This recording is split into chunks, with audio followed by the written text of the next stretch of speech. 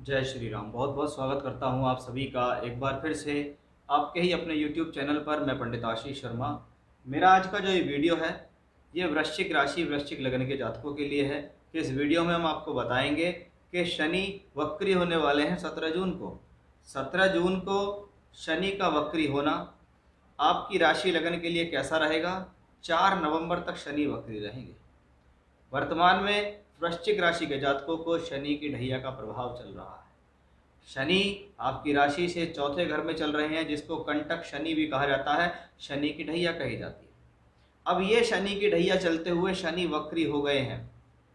17 जून से 4 नवंबर तक शनि वक्री रहेंगे, तो इसका क्या प्रभाव आपके जीवन में आने वाला है, क्या आपके लिए शुभ है क्या अशुभ, किन बातों का ध्यान रखना है आपको जिससे आप अपने जीवन को और ज़्यादा बेहतर बना सकते हैं।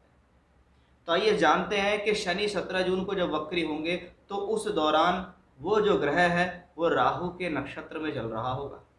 उसके बाद ये उल्टी चाल चलते हुए धनिष्ठा नक्षत्र में मंगल के नक्षत्र में गोचर करेगा। यानी शनि स्वभाव में अशुभ होते हुए ढैया रखते हुए दो अशुभ ग्रहों के नक्षत्र में ट्रांजिट करेंगे। कि जब ये शनि सूर्य से 120 डिग्री से 170 डिग्री के बीच होता है तो ये शनि वक्री होता है। ऐसे ही नियम बृहस्पति और मंगल पे भी लगते हैं, इसलिए शनि बृहस्पति और मंगल को कहा जाता है बाह्य ग्रह। और ये बाह्य ग्रह सूर्य से दूरी बनाकर वक्री होते हैं, जिसके कारण इनको शक्त या शक्तिशाली कहा जाता है। इसी नियम के कारण इनको षड के अंदर चेष्टा बल भी मिलता है। इसका सीधा मतलब है कि कहीं ना कहीं वक्री ग्रह शास्त्र के हिसाब से शक्त और शक्तिशाली स्थिति में होते हैं। प्लेनेट ब्रह्मांड में वक्र गति में उल्टा चलता हुआ प्रतीत होता है, एग्जैक्टली वो उल्टा चलता नहीं है। इसके लिए मैंने अलग से वीडियो बहुत बनाए हुए हैं वक्री ग्रहों पे, आप सर्च कर सकते हैं चैनल पे, तो आपको वो चीज़ पता लगेगी।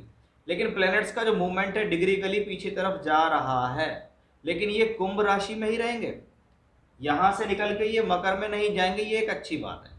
यानी कि क्या शनि की ढैया बरकरार आप पे रहेगी, कोई बड़ी परेशानी नहीं आएगी। लेकिन अब शनि होता है वक्री, जैसे ही वक्री होता है तो वो शक्तिशाली हो जाता है। शक्तिशाली होना शनि के तत्वों में बेहतर है कि भले ही शनि की ढैया चल रही है, लेकिन क्या हुआ, चतुर्थ चौथे घर में बैठा तो है। केंद्र के अंदर शनि वक्री हुए हैं, यानी बली हुए हैं, शशयोग भी बनाकर चल रहे हैं। इसका मतलब है कि शनि के कारकत्व में वृद्धि है कि आने वाले समय में आपके द्वारा की गई मेहनत का फल आपको बेहतर मिलेगा।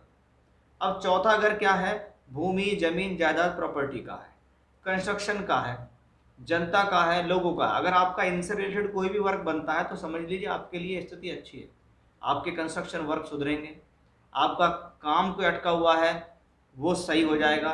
प्रॉपर्टी रिलेटेड कोई भी वर्क अगर आपका अटका हुआ है कि मेरा मकान बनते बनते रुक गया, मुझे परेशान नहीं मिल रही, मेरा प्रॉपर्टी से रिलेटेड जो प्रॉब्लम्स हैं वो सॉल्व नहीं हो रही, कुछ ना कुछ समस्याएं आ रही हैं, वो सॉल्व होंगी।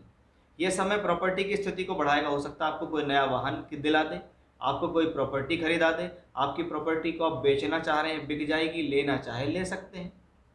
ये शनि प्रबल है, चौथे घर के फुल कारकत्व दे रहा है। यानी अगर शनि से रिलेटेड कोई वर्क है, मान लीजिए आपका कंस्ट्रक्शन का वर्क है, आप ठेकेदार हैं, आप बिल्डिंग मटेरियल का काम करते हैं, आप लोहे से रिलेटेड काम करते हैं, आप टेंडर लेते हैं, आप ठेकेदारी करते हैं, कंस्ट्रक्शन बिल्डिंग का काम करते हैं, जमीन की लेवा बेची का काम करते हैं, जमीन से उत्पन्न होने वाले तत्वों का काम कर रहे हैं आप, कि मेरा काम ही खदान का है, खनन का है, पेट्रोलियम का है, गैस का है, फूलों का है, सब्जियों का है, मिट्टी का है, तो वो उन सब कारकत्वों में वृद्धि हो रही है, तो शनि के कारकत्वों में वृद्धि हो रही है। इसका मतलब प्लेनेट आपके लिए बली हो गया, प्लेनेट आपके लिए मजबूत हो गया। वो तीसरे घर का मालिक भी है, इसका मतलब ट्रैवलिंग से लाभ मिलेगा, साहस बढ़ेगा, स्थितियां बेहतर होंगी। अब शनि वक्री होकर छठे घर से संबंध बनाता है, जहाँ पे गुरु राहु का योग है, तो आपको इस दौरान अपने स्वास्थ्य का भी उतना ही ध्यान रखना है जितना ज़्यादा आप अपने काम धंधे पर ध्यान रख रहे हैं। क्योंकि बृहस्पति पंचम का स्वामी होकर छठे घर में राहु केतु अक्ष पे शनि से दृष्ट है, तो आप कोशिश ये करें कि ये गुरु राहु का योग भी उस दौरान होगा, जिसको हम गुरु चांडाल कहते हैं। शनि भी वक्री होकर यहाँ दृष्टि दे रहे होंगे, तो आपको अपनी शिक्षा का नुकसान नहीं करना है, आपको अपने प्रेम संबंधों का नुकसान नहीं करना है, आप गलत डिसीजंस नहीं लेने हैं, किसी से बिना वजह का पंगा नहीं लेना, नहीं तो ये वक्री ग्रह की तीसरी दृष्टि किसी प्रकार के कोर्ट कचहरी झगड़ा झंझट में आपको फंसा सकती है। आप कहेंगे कि जी इस दौरान मेरे जीवन में विवाद क्रिएट हो गया, इस दौरान मेरे जीवन में कोई हेल्थ इश्यूज आ गए, या मेरा को प्रॉब्लम हो गई, या मैंने आर्थिक फैसले सोच समझ के नहीं लिए, उसमें मैंने अपना पैसा फंसा दिया। इसका थोड़ा सा ध्यान से आपको एक निर्णय लेना होगा। दशम भाव पर शनि की दृष्टि पड़ रही है, यानी कर्म क्षेत्र को मजबूत कर रही है। आप लगातार अब कर्म कर रहे हैं, कर्म के पीछे लगे हुए हैं। शनि की आपकी राशि लगन पे दृष्टि पड़ रही है। इसका सीधा सीधा सा तात्पर्य है कि ये प्लेनेट शनि है। शनि श्रम कारक है, मेहनत कारक है, यानी ये आपकी मेहनत को बढ़ाएगा।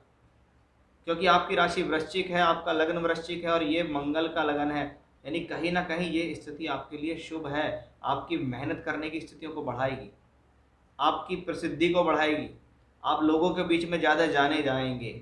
लेकिन जैसा कि मैंने शुरू में बताया है कि शनि स्वभाव में अशुभ है, शनि वक्री है, राहु और मंगल के नक्षत्रों में ट्रांजिट करेगा। यानी ये प्लेनेट कहता है जितना धैर्यवान रहोगे उतना तो बेहतर रहोगे, और जितना जल्दबाजी करोगे उतना मैं नुकसान दूंगा, क्योंकि इसके पास दोनों रिजल्ट मिले।